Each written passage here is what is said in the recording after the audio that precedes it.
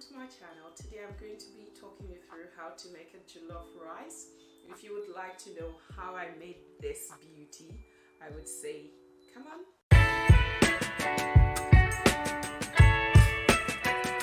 First off, you do need bell peppers. So I'm just going to show you, I have got mine already made into a paste. This is the consistency. So I'm going to show you how I achieved this.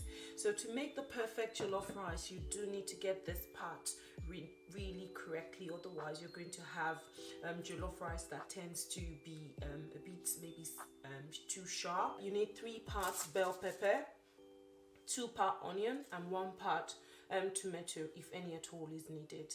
And you do need a bit of scotch bonnet pepper or any pepper of your choice that you desire or you tend to like. And you would need ginger and garlic. You just need to cut the garlic open, sizzle a bit of oil and on the peppers as well so it doesn't burn. Pop this in the oven for 180 degrees for 40 minutes. This is the meat. I am using turkey, goat meat and beef. I tend to use different type of protein when I really want to achieve that perfect holiday jollof rice, and because it tends to really make the meat stock really flavorful. So once you have the protein of your choice, into a pan, well cleaned, I did put a bit of curry leaves, thyme, then I did use parsley, rosemary, I did put pepper, salt, then I covered it up. Then I did put a bit of nutmeg as it tends to give you a bit of kick. I would say try out a bit of it. Do not put water on it at this point. Just leave it to cook for about 5-10 minutes on low heat. So all of those spices we have added incorporates properly into the meat. This is how you get really flavorful meat that you tend, even the bone, you tend to break it and eat it. This is how you achieve it. I would say if you can get fresh herbs like parsley, like rosemary, curry leaves, this tends to take your meat to another level. Yeah, in a pot, I'm just going to go in with a bit of olive oil. I'm going to go in with some onion. I'm just going to, onion. With jollof rice, I do tend to use celery as well. This tends to give it a different, distinct and very lush taste. You know that smoky patty jollof rice? I would say add celery to your jollof rice. It is the game changer. I'm just giving this a quick stir. Yeah, you do need to get this process correctly till the onion and the celery gets a bit brownish. It needs to saute properly in the oil.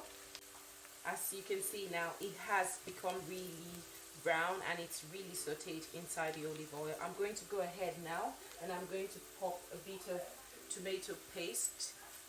This is tomato paste or tomato puree. So I'm just going to go ahead, go in with this. This one you need it to, because this one tends to have that bit of sharpness in it.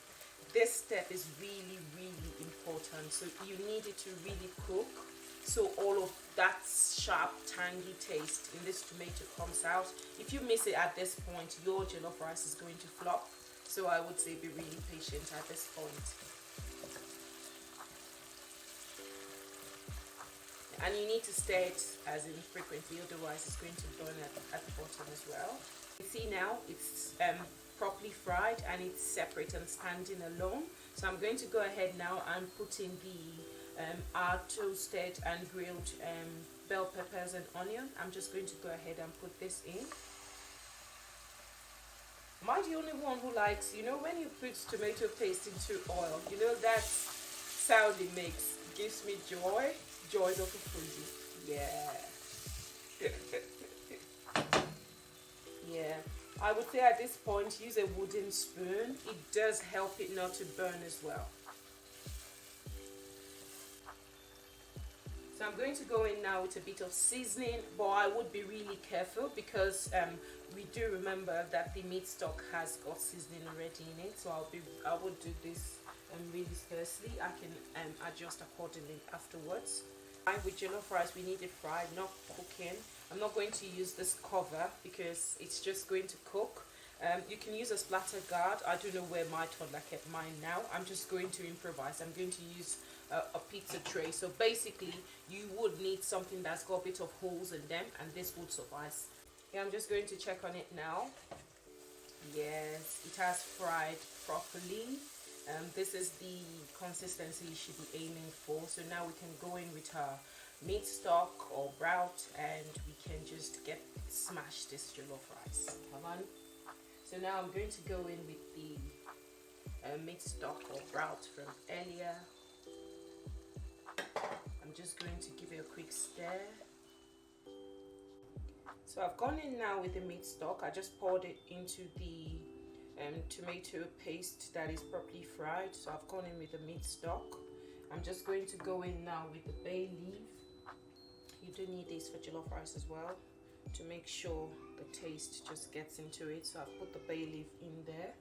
Now I'm going to just pour the rice in now. At this point, this rice has been properly washed. So with jollof rice, you need to make sure you wash the rice properly till the water becomes clear. It's no longer whitish, otherwise you're going to have soggy or rice that sticks together. So it needs to be properly washed until the water is really clear. Just going to pour it in. I did say taste, just to be sure you've got it correctly. If you need to adjust salt, I would say do it at this point. Then add a bit of water, just a little bit above the rice. Once that is done, I would say cover it with foil paper. Cover it, because all we need now, we need it the steam to be able to help our rice cook. Yes, so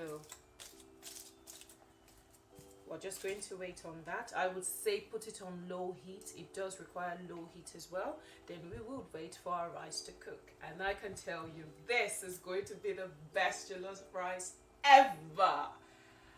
Happy holiday season, guys. Remember, Jesus is the reason for the season, and you are the reason for the season as well. So do eat up, drink up, and remember to be kind to someone. And I'll be back to show you what our jollof rice tastes like in a bit. Yes, I'm just going to go ahead and check our jollof rice now. Wow, yes. As you can see, this has cooked up really nice. And the rice I did use to be able to achieve this, I would say go for golden cellar. I do love using basmati rice, so I used golden cellar. And you can see it's not sticking together, and it's just perfect. Now I'm just going to go in now. I'm going to add a bit of spring onion for color. Yeah, I'm just putting in spring onion.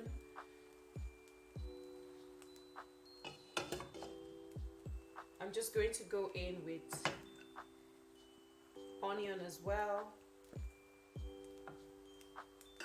I'm just going to go in with carrot. I do love a bit of color in my jollof rice, but if you don't fancy it, you can skip this step. It's totally optional. At this point, your jollof rice is pretty much ready. Yeah, so I just put a bit of green beans as well. I do love a bit of color. This step is something you don't want to skip. So I've got butter. When you put this butter, it does add a bit of taste to it. It just takes it to another level. So I'm going to put butter on it, and I'm going to cover it up and just let everything incorporate. And guys, I'm so excited, I'm so elated. This is our jollof rice. Our beauty is ready. As you can see, in all its glory, it is ready. As you can see, it's separate, not sticking together, and the taste, oh my world, it's to die for. And what is jollof rice? If a little at the bottom doesn't get burnt, so you can get that patty, smoky jollof rice. If you know, you know, but this is jollof rice, and this is beautiful. And guys, thanks for watching. This is the perfect jollof rice to make this holiday season. And this is the happy part, because I'm so excited. When I get food is one of my love languages. So